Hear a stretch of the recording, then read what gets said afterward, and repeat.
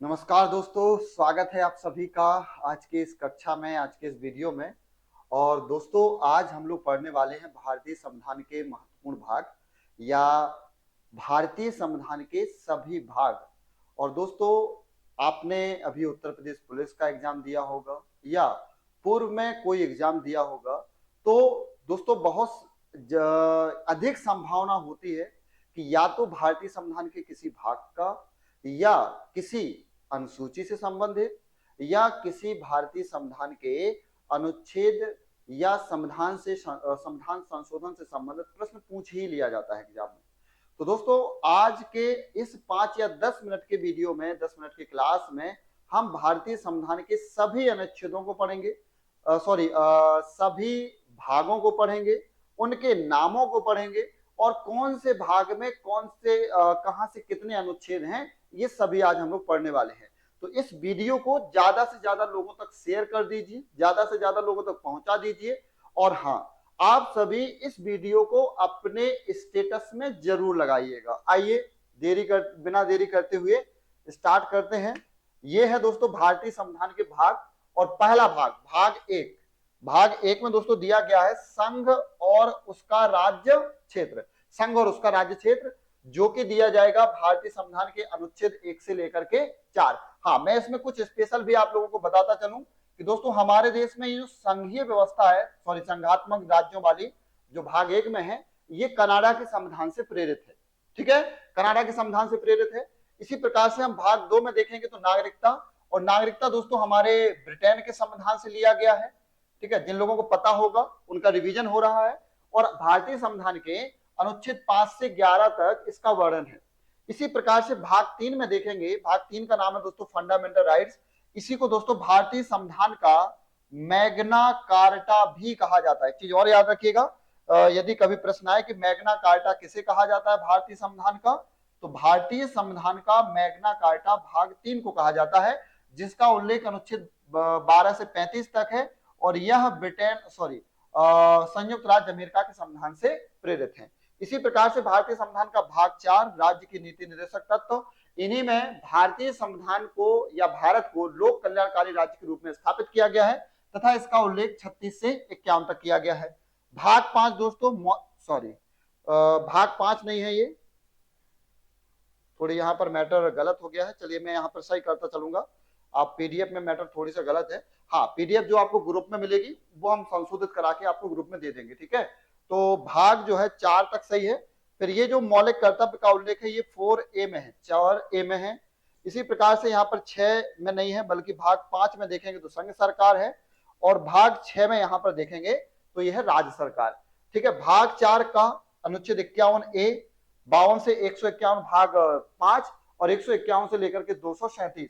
तो ये हमारा चाहो तो स्क्रीनशॉट ले सकते हो, और यदि नहीं स्क्रीनशॉट ले रहे हैं तो कोई दिक्कत नहीं है दोस्तों, इसकी पीडीएफ आपको आपके व्हाट्सएप ग्रुप में मिल जाएगी।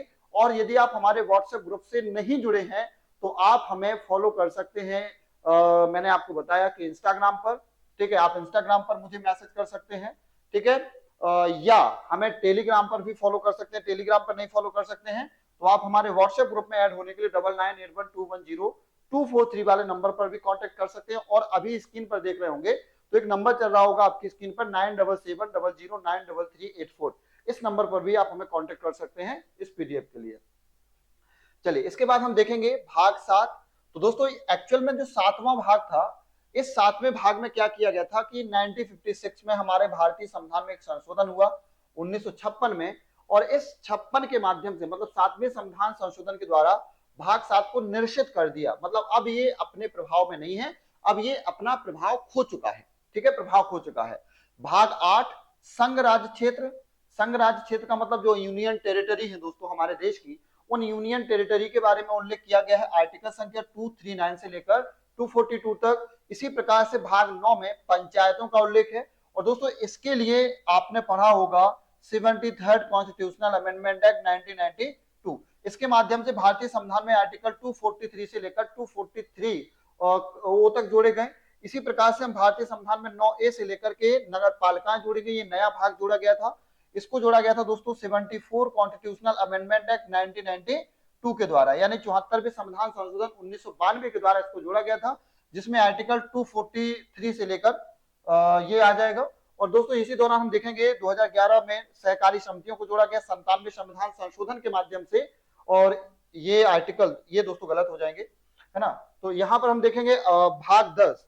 तो भाग 10 दोस्तों अनुसूचित तथा जनजातीय क्षेत्र से रिलेटेड है, और 244 से 244 ए आर्टिकल तक होंगे।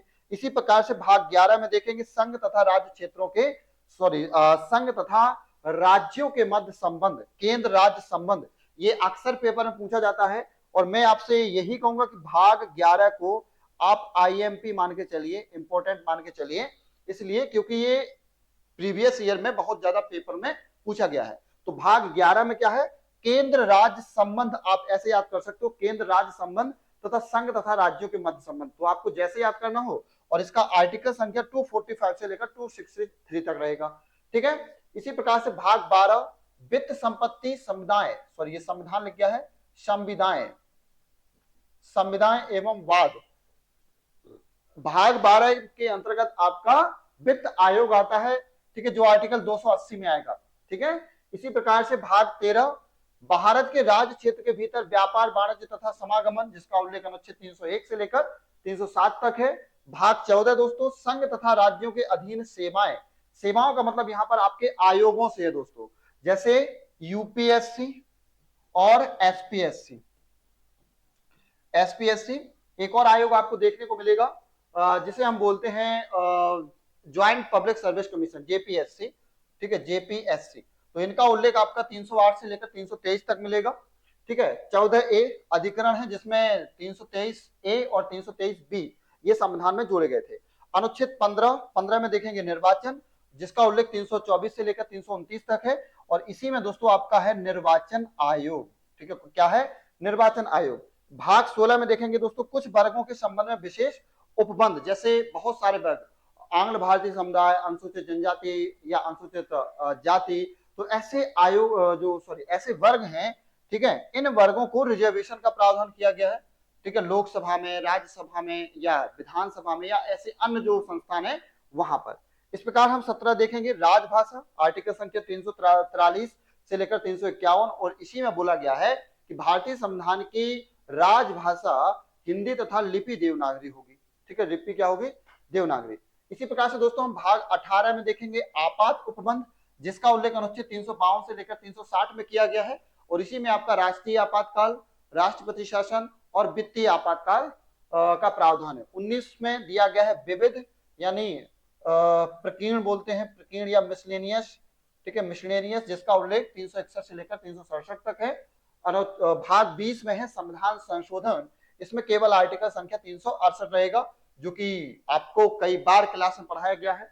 अनुच्छेद भाग 21 में अस्थायी संक्रमणकालीन तथा विशेष उपबंध है, जो 369 से 392 तक है, और भाग 22 संक्षिप्त नाम प्रारंभ, हिंदी में प्राधिकृत पाठ और निरसन, 393 से लेकर 395। तो दोस्तों ये थे हमारे भारतीय संविधान के पूरे भाग, जिसे आज हमने इस क्लास में इस कुछ मिनट के वीडियो में पूरा समझ लिया है, पूरा पढ़ लिया है। हाँ, अब आपके लिए मेरे पास कुछ प्रश्न हैं, इन प्रश्नों का जरूर आंसर दीजिएगा दोस्तों।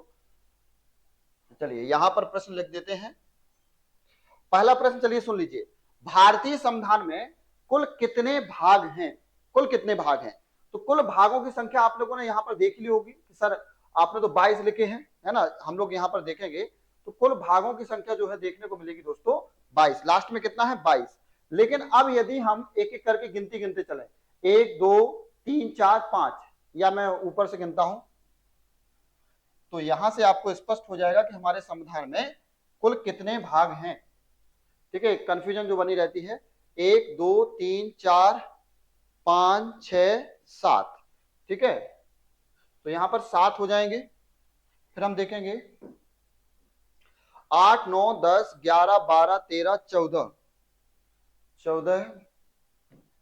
फिर देखेंगे 15 16 17 18 19 20 21 22 23 24 25 और एक 26। तो दोस्तों वैसे तो 25 होते हैं, मुझे लगता है कहीं पर अपन ने एक एक्स्ट्रा गिन लिया होगा, तो इस पीडीएफ में थोड़ी सी मिस प्रिंट था। तो टोटल जो है भाग 25 है, इसलिए 25 है क्योंकि दोस्तों 22 तक तो गिनती आएगी, 22 तक गिनती आएगी, लेकिन हम देखेंगे 9A, 9B और 14A। तो ये 3 भाग जोड़ लेते हैं एक्स का, सॉरी 26 ही होते हैं, 14 जो अपना ए दिया गया था अधिकरण, ये निश्चित है। लेकिन ये जो 22 भाग हैं दोस्तों, 22 भाग के अलावा ये 26 आ रहे हैं, एकदम सही आ रहे हैं, क्योंकि भाग ए, 9A, 9B तथा 14A, तो ये 4 भाग जो है और जोड़ दिए जाते हैं तो 26 हो जाते हैं। लेकिन ये अधिकार समाप्त हो गया, तो अभी प्रेजेंट टाइम में हमारे पास 3 भाग है, तो 22 और 3 25, तो टोटल हमारे संविधान में 25 भाग अभी हैं। यदि कुल पूछे और ये पूछे कि अंतिम भाग की संख्या कितनी है, तो 22 ही है। आज अंतिम भाग की संख्या 22 ही है। तो दोस्तों कैसा लगा वीडियो, सभी दोस्तों तक शेयर करिए, पहुंचाइए सभी लोगों तक, और इतना शेयर कर दीजिए कि सभी साथी हमारे इस चैनल पर जो लोग तैयारी करना चाहते हैं, जितने प्रकार से एग्जाम की आप तैयारी कर रहे हैं, सभी प्रकार के एग्जाम की तैयारी के लिए जुड़े रहिए अपने अनअकैडमी से, अपने साथियों को जोड़िए। मिलते हैं किसी नई वीडियो में नई जानकारी के साथ, तब तक के लिए विदा लेते हैं, नमस्कार।